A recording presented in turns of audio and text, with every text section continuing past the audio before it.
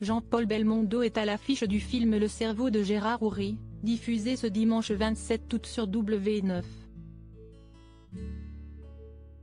L'occasion de revenir sur sa liaison avec une grande star hollywoodienne qui a brisé son mariage avec Élodie Constant, mère de 3 de ses enfants, dont Paul. Le 6 septembre prochain marquera les 2 années de la mort du géant du cinéma français, Jean-Paul Belmondo.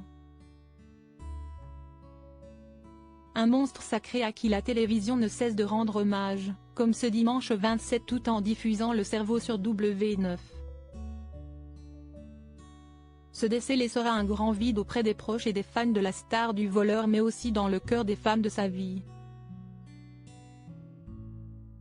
Parmi elles, on peut notamment compter la sublime James Bond girl, Ursula Andress, avec qui il a partagé l'affiche du film Les Tribulations d'un Chinois en Chine sorti en 1965. C'est sur ce tournage que débute une histoire de 7 ans aussi passionnée qu'explosive, qui lui a coûté son mariage avec Élodie Constantin.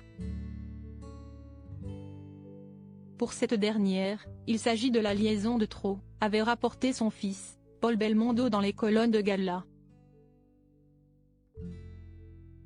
J'avais 3 ans et demi à ce moment-là, je n'avais pas de souvenirs douloureux, avait-il raconté, avant de poursuivre, celle qui en a peut-être le plus souffert, c'est Patricia, la sœur de Paul, note de la rédaction.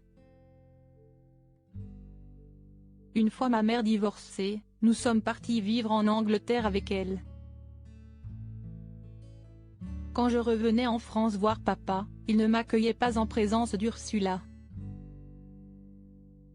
En 1965, Jean-Paul Belmondo et Élodie Constantin décident de se séparer avant de divorcer 2 ans plus tard.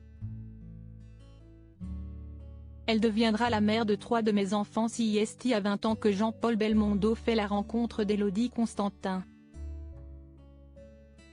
Entre les deux, c'est un véritable coup de foudre. Comédien débutant, Bebel n'est pas encore la légende vivante que l'on connaît aujourd'hui lorsqu'il croise le chemin de la belle danseuse. Quartier latin, je rencontre une fille superbe, Élodie, qui est danseuse professionnelle dans les caves de Saint-Germain-des-Prés où joue Claude Luthé et ses musiciens, avait-il confié à nos confrères de Paris Match en 2013. Une belle histoire démarre. Elle deviendra la mère de 3 de mes enfants, a-t-il poursuivi.